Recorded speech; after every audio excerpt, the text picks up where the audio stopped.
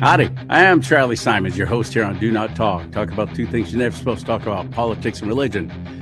Talking about things I'm not supposed to talk about, talking to the people I'm not supposed to talk to. Like Tad Sampson. He's with SampsonOutdoors.com.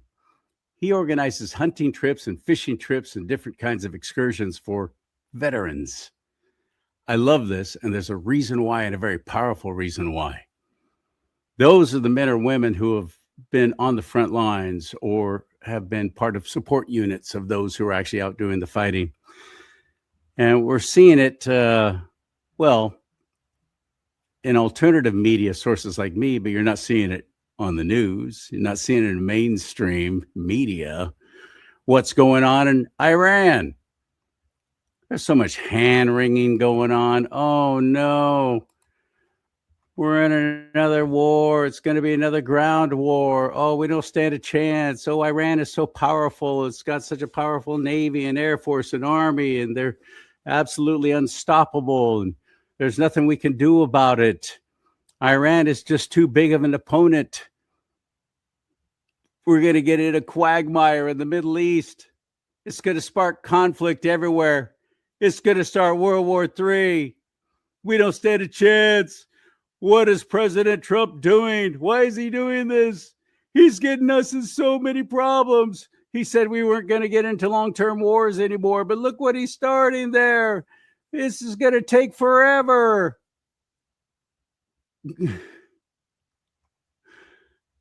I'm sorry, what?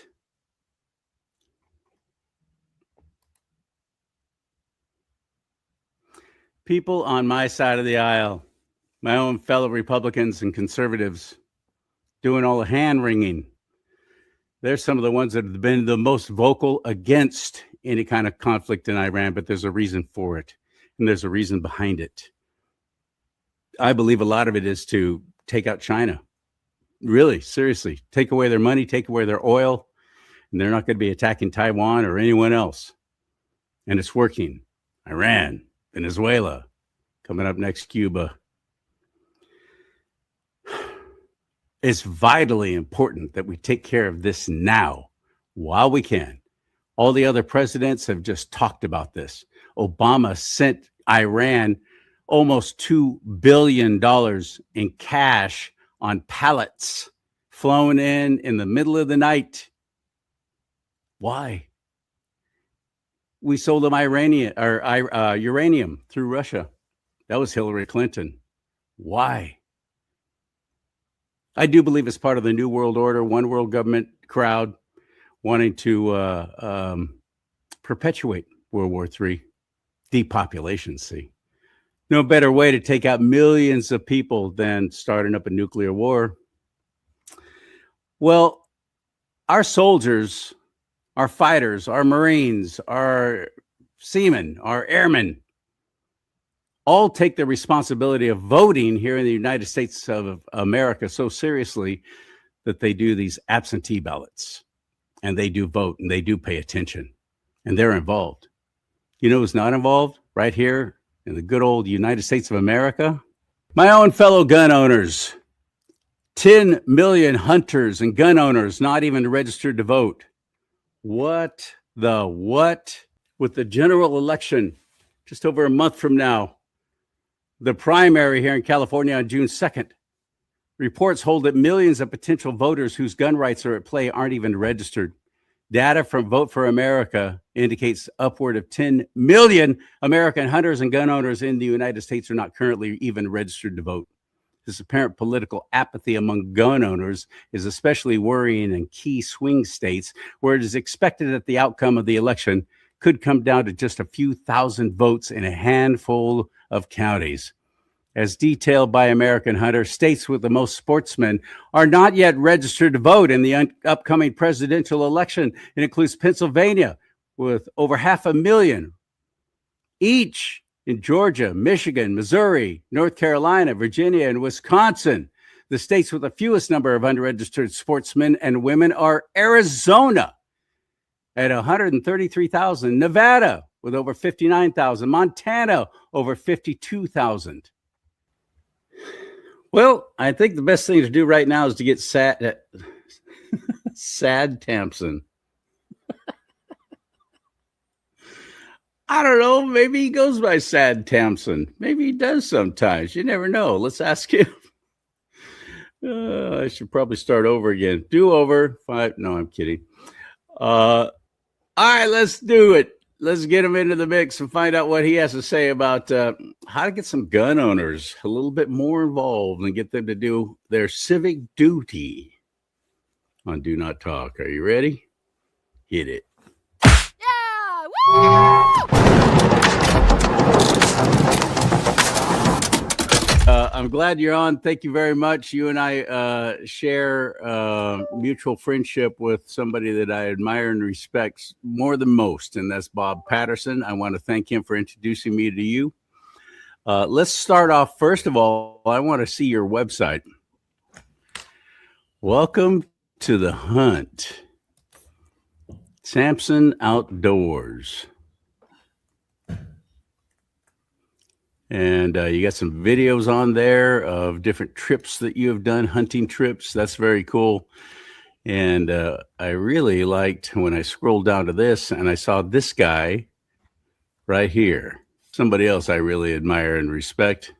Ted Nugent reporting for duty. Greetings from the Nugent family, and much love and appreciation from not just the Nugent family, but all American families that know that freedom is not free. A big salute to the United States military veterans and their families for the risks and sacrifices they've taken, and also to my fellow sportsmen celebrating the spirit of the wild as the ultimate healing powers of God's miraculous nature in the great outdoors. The Sampson Outdoors and Wild Ops are auctioning off a pork slam. We're going to go after some angry bacon with Ted Nugent 2026. So dig deep and give all you can to those who gave all they can, because it's inexcusable in the United States of America, land of the free and the home of the brave, where freedom is the battle cry of defiance in the U.S. Constitution and the sacred oath thereof. Thank you, everybody, for helping out. 22 veterans committing suicide every day. We have to put an end to this, and we're going to do it with generosity, love, support, and going on a pig hunt with Ted Nugent. So I love you people. These military veterans are at risk, but we can mitigate and ultimately eliminate the risk that they're taking beyond the wars. So thank you, U.S. military veterans. Thank you, Sampson Outdoors and Wild Ops. I'm like an outdoor wild op. Ted Nugent, Spirit of the Wild, will cleanse your soul. Thank you, everybody. The Nugent family, thank you. We support you, and we pray for the heroes of the U.S. military and their families. Godspeed, good hunting, and may the Great Spirit be forever at your side. Uncle Ted loves you people madly. That's pretty dang cool. So you've partnered up with him, and you're serving the veterans of the United States of America and helping to do your part to encourage them and give them a feeling of community and camaraderie and a place where they can feel plugged in. I know a lot of military folks, and I also am involved with the military. And a lot of these guys, when they come back, especially from combat, what people don't realize is it's a cohesive unit. And yes, they're fighting for our freedoms, but also they're fighting to protect each other. And you build this team, a unit, and you're willing to jump on a grenade to protect others in your unit. That's after all those years or hours rather, and days of training together. You build up a family. It's a family, your new family. And then when you get out, you go back into the civilian world, oftentimes you just feel so lost because you don't have, first of all, you don't have that structure. You don't have that cohesive unit working together with a common goal. That's all gone. And you're back amongst the civilians who are like all basically everything for me and nothing for you. And they're all fighting and clawing at each other, trying to better themselves. And you could just get so lost. And he's right when he said 22 per day taking their own life. That's on average. 22 per day. It's been that way for a while now because oftentimes they'll fall back into drugs, or they'll fall into doing drugs or a lot of alcohol. And that just compounds it and makes it only worse as they're searching for that same kind of feeling of camaraderie coming together. So they wind up taking their own lives, and that's horrible because I hold military people to a higher standard than most because they were willing to put their lives on the line to fight for what they believe in. And they just feel so lost oftentimes. I know way too many that still years later struggle with that. So I love what you're doing, and I thank you for it, Tad. Well, I tell you, CharLee, it's not just me, and I need to acknowledge the efforts that are put forth by Wild Ops and Jeff Morris, the owner and president of Wild Ops. We've had a lifelong opportunity between him and I, and of course my cousin Scott Robinson, who is the son of Cy Robinson with Duck Dynasty. Scott's the one that originally got me involved, introduced me to Jeff Morris, and that's where all Sampson Outdoors came along and Wild Ops partnered. And at this point, I do a lot of different functions, not just the banquets, but also IDPA shootout, what have you, here in Sacramento to help the organization out, raise funding for the at-risk veterans. These are folks that have fought and given us our freedoms, and so many people have just overlooked that. They don't see it. They don't see it firsthand. And I'm very proud to be part of that organization, to be part of this opportunity to give back to those folks who've given us our freedoms. And like you said, trying to adapt to civilization after being at war is extremely difficult on these veterans. And something that the organization does, Wild Ops, is we reunite those folks with other veterans in small groups. They get those folks out to fishing and hunting in the outdoors in the wild. It is a faith-based opportunity for them to get together with brothers of the same type, same mindset. As you mentioned, many of them are in the realms of alcoholism, drug addiction. They have nowhere to turn. They turn a lot to the VA hospitals, and the first thing that happens is they send them in front of a counselor, send them in front of a psychiatrist, and then they apply the standard medication process to medicate them, and it doesn't work. No, that's the automatic go-to, and I hate that. I think that's terribly unfortunate. So I love even more what you're doing, and I'm grateful for you and that organization that you're a part of. And it's wildops.org, WILDOPS, Wild Ops, Wild Operations, wildops.org. And keep fighting the good fight, man. A lot of us, too, don't want to do any kind of counseling. It's kind of like law enforcement. They don't really want to go see a counselor or anything like that because you might be perceived as weak. So men don't really have a lot of support groups for the most part, as we know. Women do, and they lift each other up and talk to each other, and they can have honest conversations. We don't. We really don't. We keep so much of it surface because we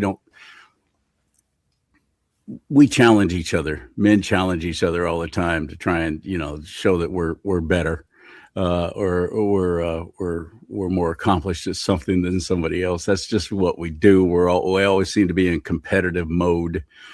And so we don't have that support group from our own close personal friends. Even in your own unit, you don't really share the terrors that you might be going through.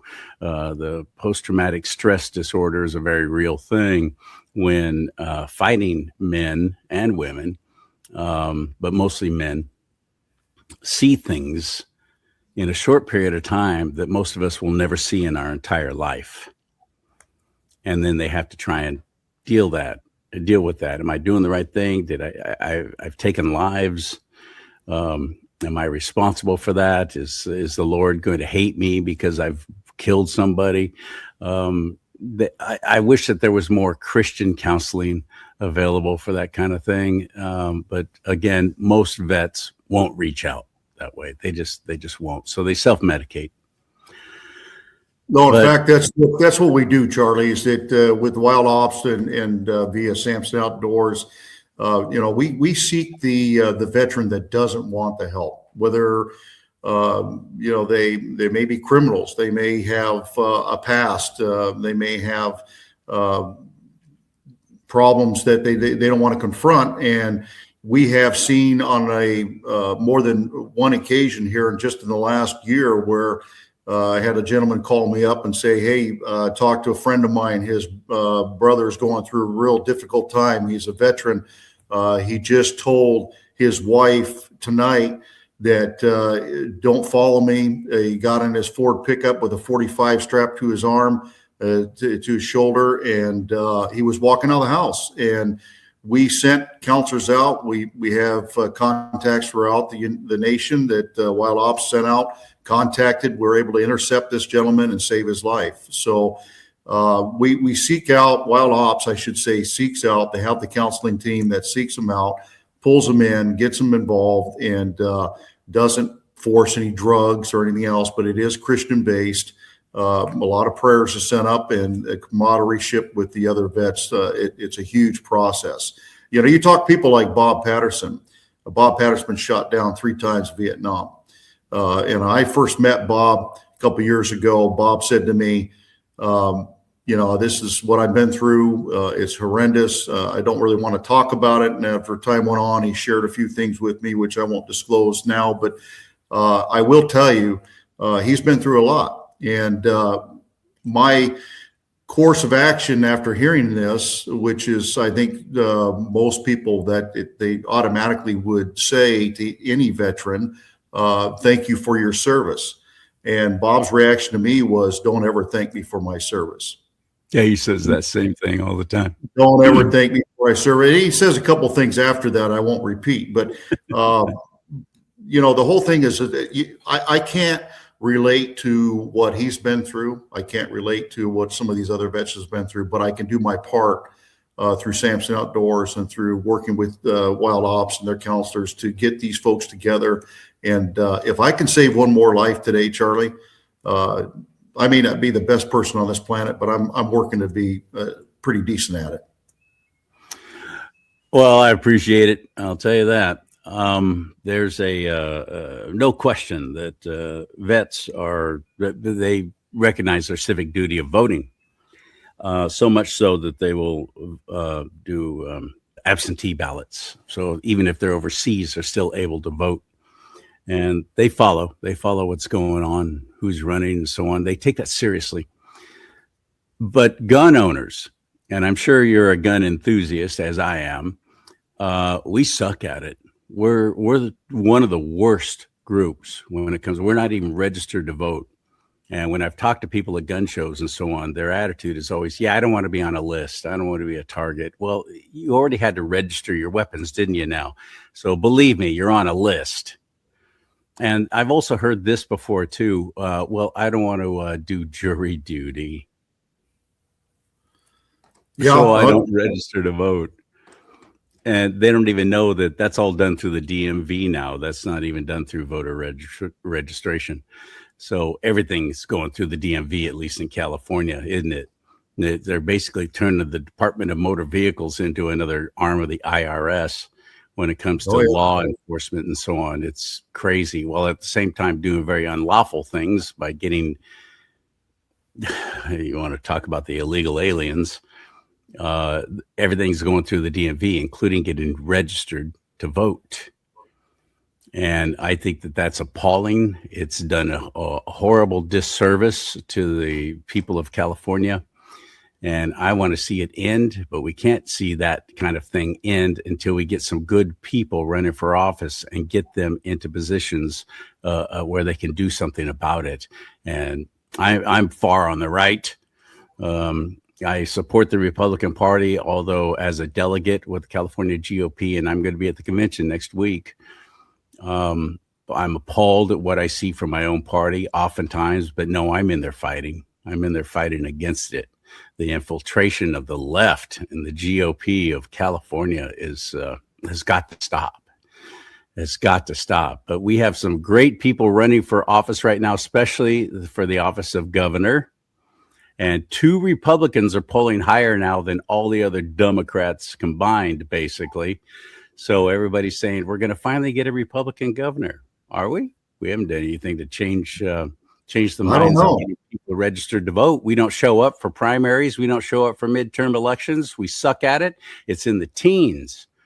Well, Charlie, it's got to start at the grassroots. We got to get out there. We got to motivate these gun owners. We got to motivate people in general. The problem that I think you see is that whether it's they want to blame it on the apathy, the fact that maybe they don't feel that the perception that voting opportunity doesn't count. We see the fraud that goes on. With 300 dead people that are registered to vote.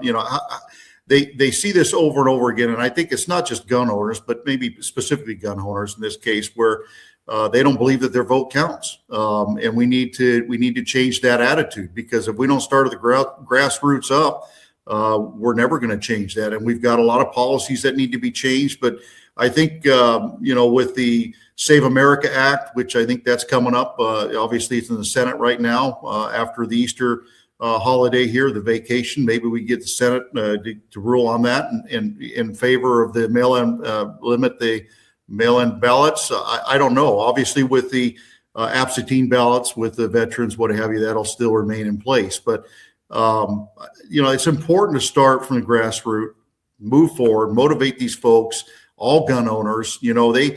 The other thing is too, I think that the gun owners are more of an advocate and more interested in the Second Amendment, obviously, the gun control and what's going to happen there than anything else.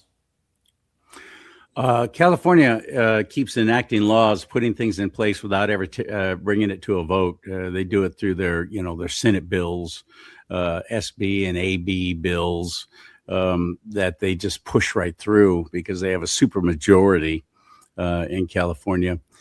And then Governor Hairdo signs them into law, and we never even know about it. And they've targeted guns so extensively in the state of California. There's things that have now been signed into law as of the first of the year.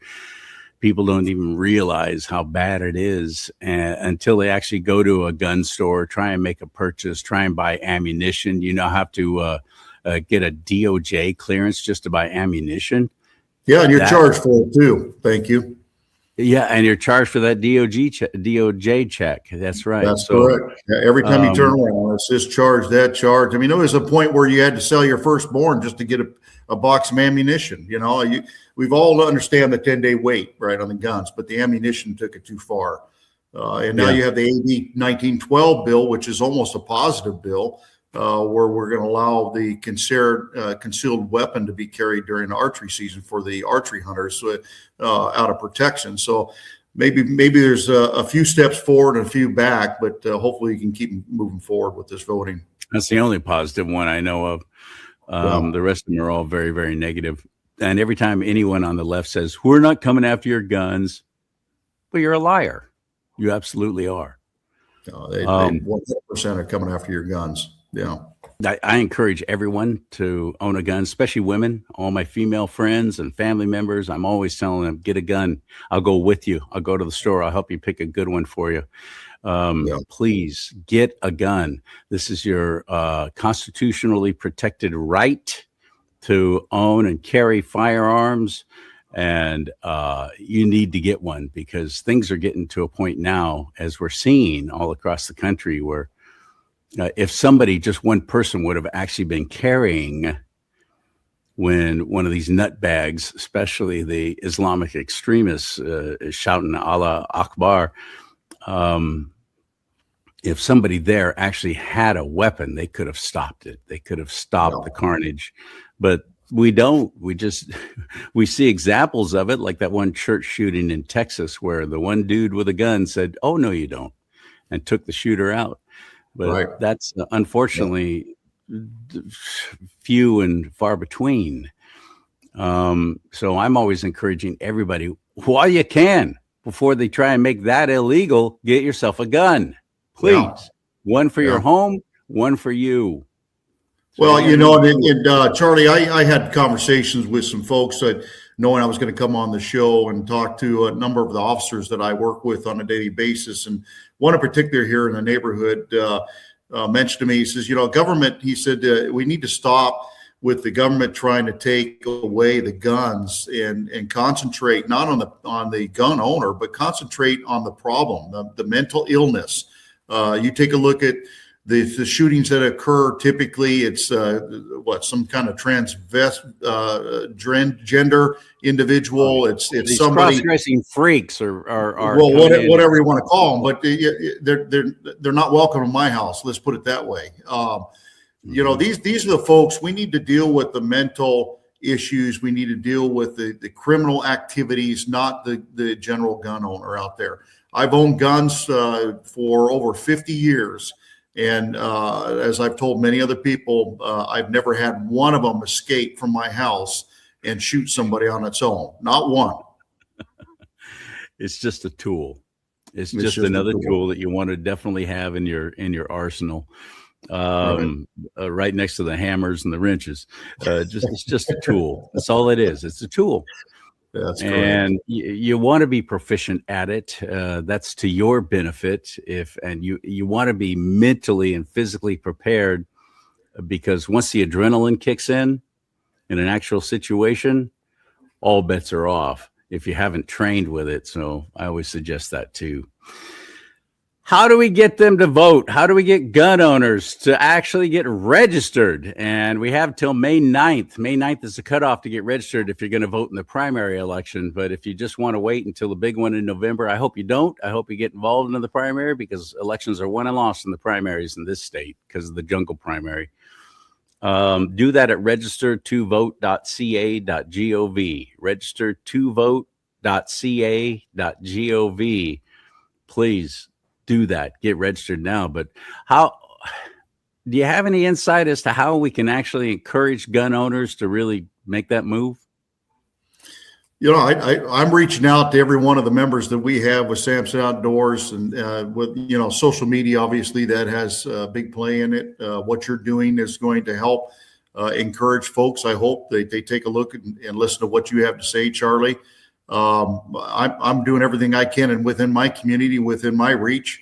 I have a lot of real well known, as you know, Kevin Kiley supports us on the Republican side. He even gave Sampson Outdoors the congressional recognition for what we do for the vets, and working through our politicians. I have real good connections with a few of the congressmen out of Montana. Troy Downing is one of the friends of mine that I deal with and talk with him on a regular basis.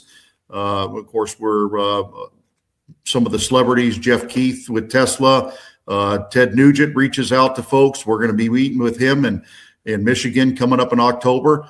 So we're going to do what we can on our end to try to encourage each and every one of these gun owners to get out and vote. And we're going to encourage it at the local level and nationally the best that we possibly can. Let's say I want to get involved with that boar hunt with Ted Nugent. How do I do that? Well, you got to know somebody. Pick up the phone and call Ted Sampson at Sampson Outdoors. We can get you involved with that. Any problem? No, Ted actually does a pork slam, and you can see it online. He does that with many hunters throughout the year, and he gives back to the community. He's a huge supporter to our veterans. So he's a great guy. He's a bit outspoken at times, but I really appreciate everything Uncle Ted has done for us, and we're looking forward to meeting with him. And if you want to join us, you let me know, and we'll be there, CharLee. I know we've got actually Bob Patterson's nephew, Ross, is a very close friend of Uncle Ted, and he is supposed to fly back there and meet with us as well. So we'll have to wait and see how that works out. Well, do you want to give your contact information out over the air for anybody who wants to join you on this trip or any future trips? How do we do that? Well, you can email us at clubhunton21 clubhunton21@gmail.com. That's club, clubhunton21@gmail.com. Or you can give me a call. I don't care. Call my personal cell phone, 916-947-2728. That reaches Nobody's me. ready to write down a phone number, so you're going to want to say that again and a little more slowly. You bet. 916-947-2728. 916-947-2728. That's my personal cell phone. Feel free to give me a call. Any questions you have, SampsonOutdoors.com. You can see all that information on our website as well. Yeah, I think that's great, man. I love that you're doing this. Thank you so much for being there. And I hope we can get some gun owners to actually take their civic duty seriously. This is the last thing you want to sit by and, somebody else will take care of it. This is not the time. We need everybody. We need all hands on deck for this upcoming primary election. It's June 2nd, and you got to get registered before May 9th. Register to vote.ca.gov. Register to vote.ca.gov. Let's talk about some of your hunting trips. Share with us some stories where things maybe just didn't go quite the way they were planned. I love hearing stuff like that. Because with any military mission, they never go exactly how they were planned out, no matter how carefully they were planned. Well, I'll tell you, overall, the adventures we've had have been fantastic. We've partnered up with outfitters throughout the world, and we've been to Africa a couple times with some outfitters. We've been to Alaska. We've been to, of course, the local states here, Colorado, Montana. We were just 2 weeks ago, we got back from Argentina. Had a group back there with us. We had a great time. But some of the crazy adventures is just spending the time with the veterans, spending the time with our members, and the memories that you build. I can't think of anything that's too wild other than maybe being charged by the water buffalo at 20 yards. That's always a lot of fun. So there's always some excitement that comes along with the hunts. I did have Quentin Dial with the 49ers out at the Duck Club this last year and guided him and here in the Gridley area, and that was a lot of fun. And if you know anything about Quentin Dial, he's about 6'8", 360 pounds, and I'm not a small guy. I'm about 6'1", 240, but or 230. Let's say 225. But he reached around, gave me a hug, and his whole hand covered my chest. And he's a great guy, and he said to me, he says, I don't know how to duck call. You're going to teach me how to duck call? And I said, sure, I'll teach you how to duck call. I said, all you got to do is put your hands up to your lips and say, come on, duck, come on, duck. And that started it off. So. Now, when you travel to these events, what's it like trying to travel with your guns? Because you got to bring your stuff with you. And you're flying. Typically, in the United States is not an issue. You've got to sign the waiver and you got to sign the disclosure when you get to the airport.